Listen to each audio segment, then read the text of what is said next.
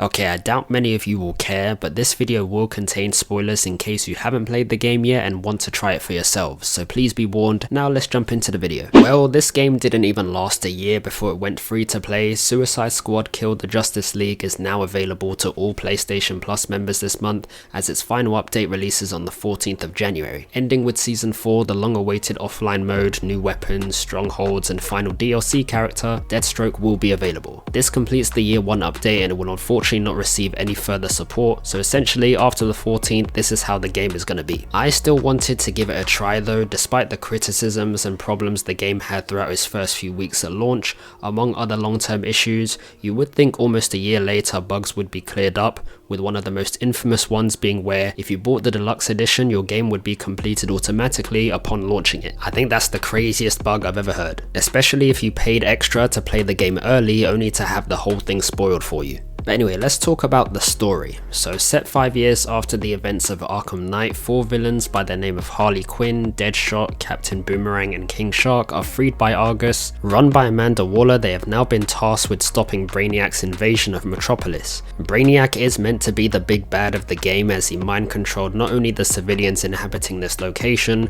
but has also taken control of some of the Justice League members, that is the Flash, Green Lantern, Superman and Batman. Because Amanda freed these guys, they were forced to join Task Force X after having bombs implanted in their heads as a way of incentivizing their corporation by sparing their lives. And as stated before, since the main objective is to bring down Brainiac, a large chunk of the game focuses on taking down the corrupted members of the Justice League, thus leading to the inevitable creation of the Suicide Squad. Hey, Suicide Squad! Fuck you! Boo! You stink! Task Force X, your new mission is to kill the Justice League.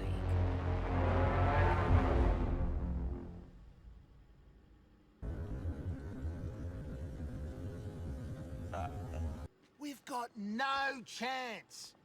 This is an understandable response because at face value they do look like an underwhelming team. I mean, 3 of the 4 members are human, and the only other member with a fighting chance from a physical strength perspective is King Shark, whose feats were later diminished or more so nullified by Wonder Woman.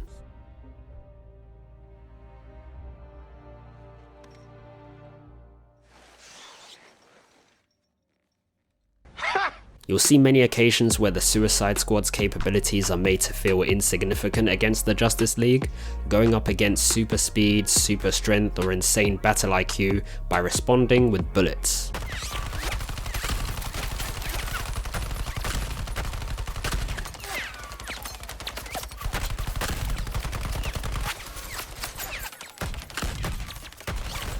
From the outside looking in, it seems kind of hopeless. It makes you question how on earth are they going to kill any of these guys, let alone Batman, bearing in mind this is the Arkham series Batman, so it was funny seeing his brutal nature retain its purpose, which is to absolutely fold people.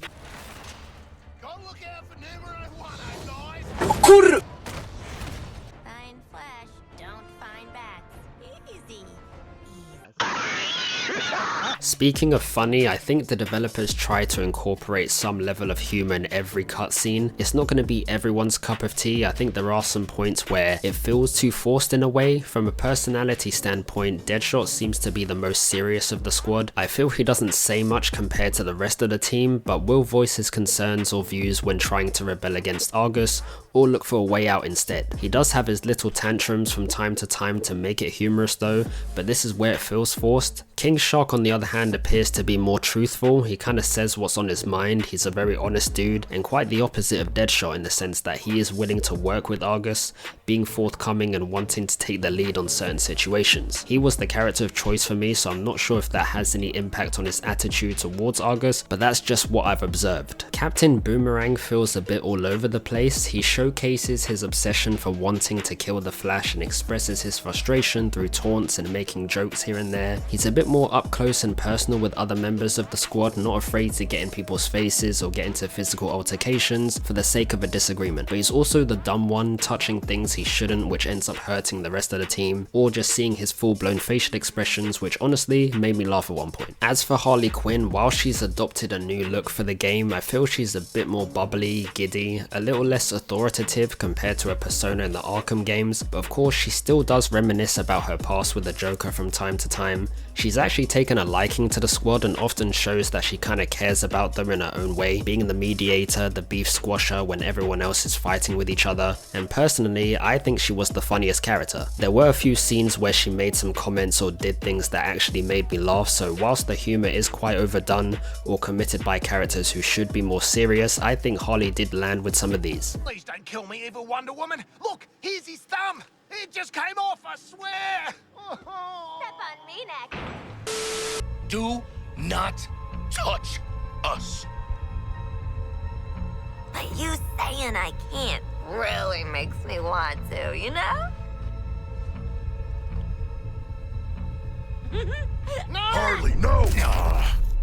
Worth it. Come on!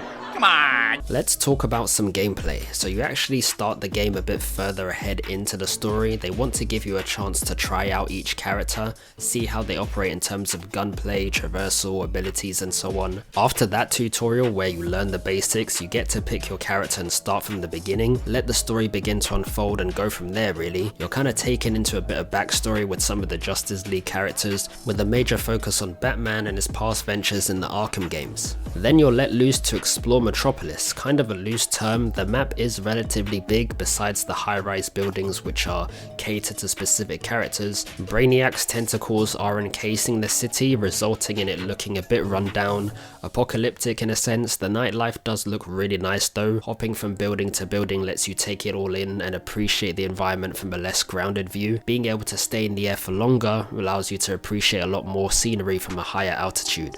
Although one visual error I notice is that it still rains in a certain building despite the skylight being closed, which is odd. For me, when viewing the map from the menu, it gets a little harsh on the eyes at night time. All the lights are visible, there's a lot of them, so when you have more objectives on the map, things do look a little clustered in my opinion. As far as collectibles and side stuff goes, all I'm aware of is Riddler trophies, audio files, AR challenges where you unlock free cosmetics, and that's it. There isn't much else to explore around Metropolis. Most of this open playing field is for your own traversal. You don't unlock fast travel until after like the first hour or two, and even then you can only fast travel to the main Argus facility. For every other objective or location you have to get there yourself, which may be unfortunate for those who are less patient. They even let us use the hover car, which made sense using it for the mission in question, but outside of that it's kind of pointless because your characters can traverse 10 times faster than this anyway. In terms of characters, I went with King Shark for two reasons. First being that I remember watching a snippet of Penguin Zero's review of the game a year ago. Shout out to Charlie, he picked King Shark, but I saw him using a cool looking ability, a ground slam of sorts. I was digging the mechanics, so that's part of the reason I chose him, but also the weapon he uses. In the tutorial, they gave him a minigun and all the other members had either an SMG, shotgun or sniper, so I initially thought certain weapons were catered to specific characters, which is kinda true but not true. Turns out the minigun can be used by either King Shark or Harley Quinn, whereas assault rifles can only be used by Deadshot and Captain Boomerang, for example. Even pistols are tied to specific characters, which makes sense. It would be weird seeing King Shark trying to hold a pistol. It reminded me of that collar brief from Battlefield 1, remember that? Good times. Looking at the PlayStation trophies, it appears Deadshot was the most popular choice while King Shark was the least popular, which I thought was interesting. I guess Deadshot appeared to be more fun from the traversal point of view with his jetpack and whatnot, and his gunplay. But yeah, in the first part of the game, expect to find yourself doing a lot of running around from A to B, working with unlikely sources from Lex Luthor, the Penguin, Wonder Woman and a few others. For characters that may be familiar with each other, there's dialogue to be shared there as well. The graphics in general are quite good, but I was impressed with the cutscene visuals as well. Facial expressions, eye detail, it looks solid in my opinion. In terms of going after the Justice League, the idea is that Task Force X exploits the weaknesses of each superhero by obtaining devices tech, or minerals that disrupt their abilities. And to do this, you'll find yourself doing escort missions, destroying bug farms by exposing incubators, protecting poison ivy plants, rescue missions, killing time, which is essentially a horde mode, and on your downtime when free roaming the city, you'll run into aliens that are just on patrol or protecting Brainiac equipment that can also be destroyed once all enemies protecting it have been defeated. Each character has their own set of abilities that are monitored via a skill tree, and depending on the playstyle you want to adopt, you can improve your character's capabilities through increasing your combo counter, something that was present in the Arkham games, but for Suicide Squad, you're rewarded with passive abilities, damage boost, defense the higher your counter goes. You can increase it by mixing traversal with melee attacks, shooting enemies, and so on. Honestly, this is the main part of the game that I enjoyed the most, mixing the traversal with gunplay, slicing up aliens, applying status effects to them with ice or poison. It gives off infamous Second Son vibes. The mechanics of that game felt similar to the Suicide Squad, floating about, shooting at enemies, taking down helicopters in midair, scaling up rooftops through vents or alongside buildings using your conduit abilities. That game was solid. You can't go wrong with a bit of Infamous. If you haven't played that yet, please do, it's a great game. But essentially that's why I took a liking to this style of gameplay with Suicide Squad, being able to move at high speed, shoot at the same time while in the air, melee, rinse and repeat. I like that sort of combat in these games. I played the entirety of this solo, and the bots, while they were present, they didn't seem to be doing much, which was fine for me. I just had more enemies to kill. It's like they're purposely designed to take a back seat if you're on your own, and they really only show some activity during boss battles. Speaking of boss battles, as much as I'm glazing the gameplay, this does get repetitive, and this was one of the key problems a lot of players had with the game. As I said earlier, each Justice League member we take on has a weakness we try and exploit, but it isn't directly challenging that, if I'm making sense. The core mechanic behind most of the engagements is just to counter them. We made a decoupler to disrupt the Flash's connection to the Speed Force, and in order to keep damaging him, we just had to counter his attacks. It's pretty much the same with all the other League members. In every boss fight you will need to counter them in some way, and that's it really. If anything, Superman was arguably the most aggressive and did give me a rough time during the boss fight, besides him yapping away at me constantly, but as a whole the boss fights don't really deviate away from each other. There isn't much uniqueness between them, maybe with the exception of Batman, as part of his was typically an Outlast mission, but yeah, it's just kind of meh. I mean, given how overpowered the Justice League are compared to the Suicide Squad, it would make sense to nerf them in a way where you're not taken seriously. They kind of play around with you instead. These guys are very much capable of rinsing us all in less than 20 seconds. I mean, Batman takes everyone down at the start of the game like it was nothing, so yeah. Boss fights weren't as enjoyable for me. It could also explain why the game was quite short. It took me around 8 to 9 hours to beat it, and the story just kinda ends. It feels like there was more to be done, but instead everything was rushed. I think that's also why a lot of the new abilities and loadout gear was sort of thrown at you all at once. Even the Brainiac boss fight was a bit underwhelming because he decided to fight you as the Flash. Now, assuming the Brainiac is the smart guy, I don't want to downplay his decision making, but was it really a good idea to fight us using the same abilities of a superhero we already beat once before? It's the same sort of mechanics really, so just a lot of recycled stuff at this point. I mean, I guess they added some clones this time, but that's the only difference when you compare it to the OG Flash boss fight. And even when you do complete the main story, I want to say the endgame is a bit controversial. There's 12 other Brainiacs you have to kill to get the true ending, so to speak, which could be seen as a bit lazy on the development side, fighting the same guy another 12 times over. I was a bit confused as how to progress, but from what I read, to unlock the next Brainiac boss fight, you need to reach a mastery level of 30 by doing the same sort of missions I explained earlier. It does take a while to hit that milestone, and whilst Brainiac copies a different hero each time you face him, the fights themselves aren't going to be much different from when you first fought the original Justice League. However, apparently Deathstroke has killed some of them, so it's less than that, and whilst I've spoken in a positive regard for most of the video, I have to acknowledge that a lot of players who ran this at launch have every right to be upset. I think the endgame doesn't really appeal to most people, and the only saving grace would be that you have to love the gameplay to stick through it essentially. I've taken a look at some Reddit posts to see what everyone thinks, and some people don't agree that the potency of content available is worth the £60 to £90.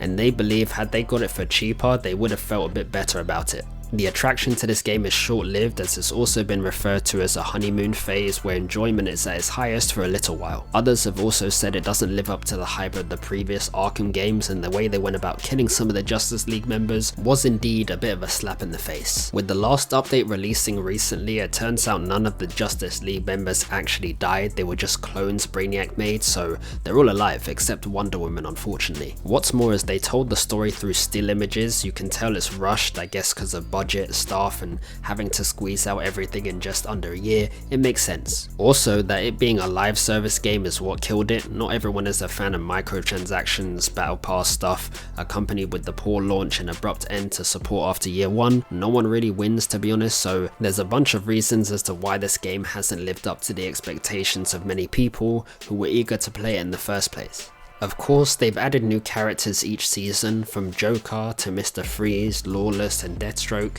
Having new villains to mess around with is good. I think you can squeeze a few more hours out, especially if you have friends to play with, although I think it would be cool if you could play the story again with the newly added characters, see how they fare against the Justice League in boss battles.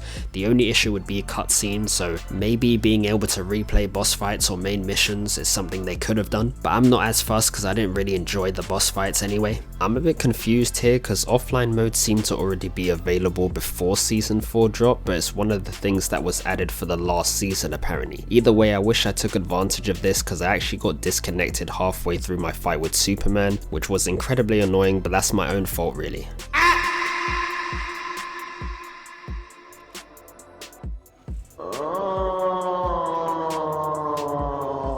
I do feel for people who've had to deal with disconnects when this option was non-existent though.